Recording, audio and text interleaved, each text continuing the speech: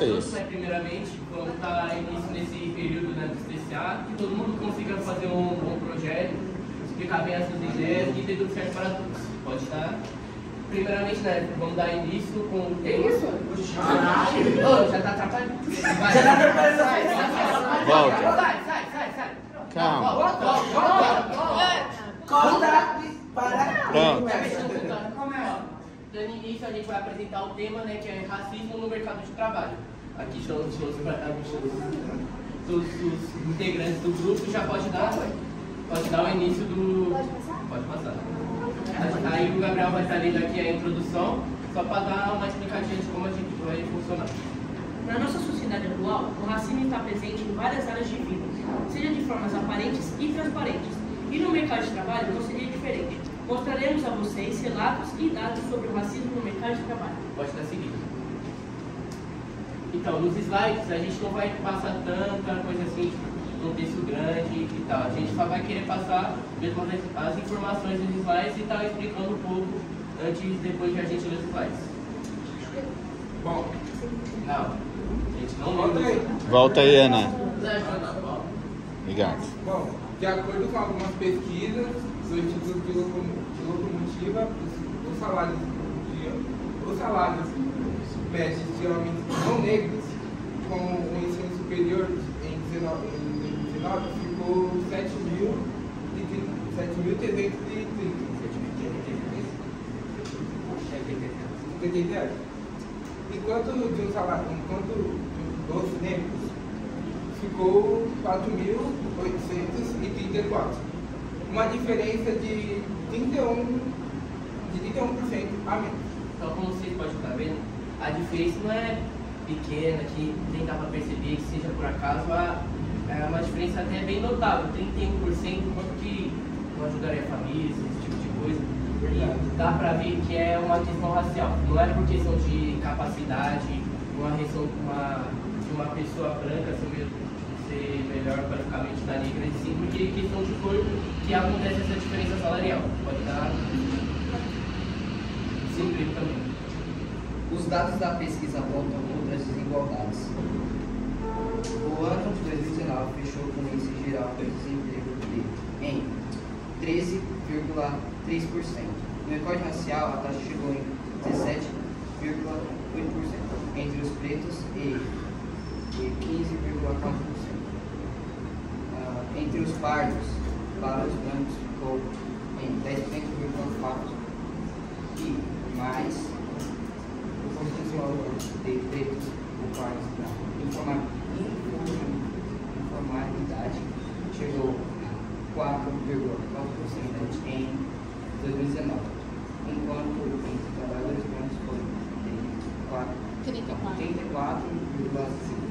Bom, um detalhe importante que eu quero passar antes de dar de continuidade, na pandemia, como todos sabem, o desemprego ficou em um nível muito grande aqui no Brasil por conta de má gestão do governo Bolsonaro, entre outros quesitos, mas o desemprego com a questão racial foi mais ainda, não foi só porque o Brasil estava ruim economicamente, porque vocês podem ver que o índice de desemprego com negros são acima de pessoas brancas. Então, sim, há um tempo atrás poderiam dar desculpa que o desemprego ocorreu por causa da pandemia, mas segundo os dados, você pode ver que os negros têm um índice maior também por conta da cor racial. Continue. Já as mulheres negras, o ensino superior recebeu no ano passado, salário médio de 3.712 contra 4.760 das mulheres brancas. E a gente já sabe que as mulheres têm uma grande diferença com os homens. Então, já dá pra ver que o salário mínimo dela já está bem inferior aos homens. E ainda mais como uma mulher negra, que chega a 3 mil. Tipo, muito pouco para uma pessoa que tem uma formação muito grande. Tipo, é muito desproporcional e muito ruim essa diferença, sabe? Dá para se enxergar até uma hierarquia, né? Porque acima estão os homens brancos, os negros, as mulheres brancas e as mulheres negras. Né? Uma hierarquia da caramba, pode dar continuidade. Os negros também ocupam menos os cargos de diretoria. De acordo com uma pesquisa do site vagas.com, Somente 0,7% dos cargos mais altos de empresas são ocupados pelos negros, que ainda, de acordo com a pesquisa, ocupam 47,6% dos trabalhos operacionais. Ou seja, no top dos cargos da empresa, é sempre os brancos. Quem gera a empresa, diretores, coordenadores, CEOs de uma empresa sempre são pessoas brancas, não se nota pessoas negras. Aqui, caramba, 0,7%, menos de 1%, os que geram empresas são negros. E muitas vezes, quando o líder é negro, já dá uma descredibilidade para a empresa. Já acha que a empresa é fraca, qualquer coisa, só para a pessoa não falar mais de pé. Você tem que ser uma pessoa super capacitada e super. Uma pessoa super capacitada para estar naquele cargo, mas só por ser negro já não é suficiente. Já é abaixo do que um só branco. Pode estar continuidade. Abre aspas. Com o fim da escravidão, a população negra foi jogada na sociedade. As periferias, sem nenhum processo de inserção social, e com o passar dos anos, infelizmente, o que vemos é a naturalização dessas situações. Rosana Fernandes. Aqui está a frase, né, da Rosana Fernandes, que a gente eu coloquei aqui no slide para dar um contexto do que aconteceria isso no mercado de trabalho. Como todos sabem, o Brasil até 1800, no final do século XIX, o Brasil ainda tinha muitos escravos dentro do Brasil. E o Brasil até foi um dos últimos, não o último, a abolir a escravidão. E aqui, quando acabou a escravidão, não foi como uma vitória, assim dizendo. Porque os negros, os negros deixaram de ser escravos e eles foram jogados na rua. Não tinham o que comer, não tinham onde viver. Então, basicamente, eles voltaram à estaca zero. Exatamente. Quando eles eram escravos, eles pelo menos tinham uma moradia, assim, condições precárias, muito precárias. Mas aí, quando eles deixaram a escravidão foi abolida, eles não tinham para onde correr. Eles foram para os guetos, hoje em dia, por isso que tem as favelas, as periferias, são muito por conta disso. Quando acabou a escravidão, eles não tinham para onde correr. Aconteceu mesmo em outros países e aqui no Brasil a gente consegue ver uma forte reação do que aconteceu com isso. Pode dar. Abre aspas. A Lei Áurea foi a lei que determinou a abolição da escravatura no Brasil em 13 de maio de 1821. Por meio dessa lei, mais de 700 mil escravizados conquistaram a sua liberdade e seus antigos donos não receberam nenhuma indenização do Estado brasileiro.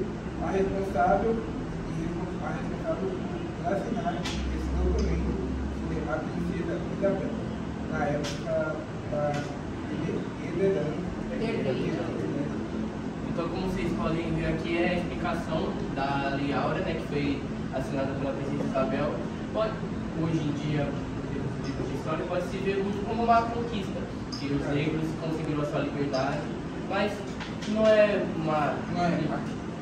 aquela liberdade que se vê nos livros de história, porque ainda tem, como eu falei, eles não tinham para onde ir, e quando eles tentaram voltar para os seus antigos lugares quando eram escravizados, os donos não queriam, porque os donos não queriam pagar salário para os negros da mesma maneira que eles pagavam para os brancos.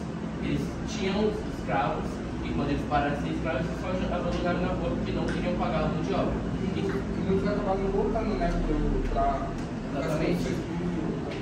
Então, muitos tinham como única opção roubar e esse tipo de coisa, mas não de uma forma ruim, mas porque era a única maneira de sobreviver. A única maneira talvez que eles podiam sobreviver. E por isso que hoje em dia o racismo não é de hoje. Tem uma das explicações para o racismo no mercado de trabalho é essa. O Brasil, desde lá de trás, nunca apoiou uma grande parte do público. E pode dar continuidade. Conclusão. A luta contra o racismo não deve ser feita só pelos negros, mas sim por toda a população. A luta não deve ser de um, mas sim de todos. E ela deve ser diária, constante, lutando e lutando contra o racismo. Porque não basta cometer racismo, temos que lutar contra. A gente agradece a atenção de todos por esse curto período que a gente teve para explicar o nosso trabalho. E obrigado pelo tempo também, Douglas, Nathalie. Obrigado por disponibilizar a aula que a gente possa mostrar o nosso trabalho. A nossa ideia principal não é o slide, é fazer uma entrevista com as pessoas negras que sofreram o tipo de racismo. Mostrando alguns vídeos também. Mostrando os vídeos, os dados, coisas para fazer um vídeo mesmo, explicando sobre isso. Mas como era só uma introdução, a gente queria fazer um vídeo agora, né? Então a gente vai fazer isso lá no final. Então, esse é o